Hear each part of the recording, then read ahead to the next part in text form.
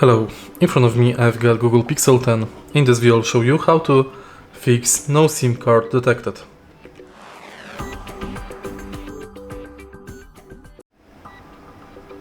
In the beginning, remove and reinsert SIM card carefully.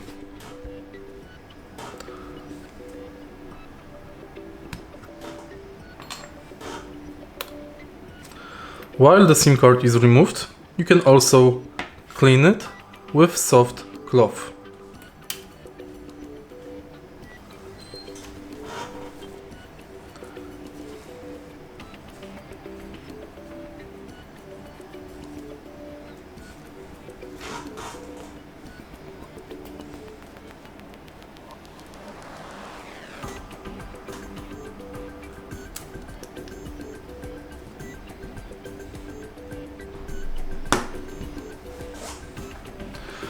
If this didn't help, test SIM card on another phone to confirm if it's functional. If it is, reset network settings and then update software of your smartphone.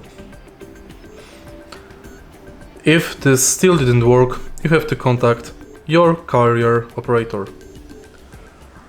If you find this video helpful, please leave like, comment and subscribe.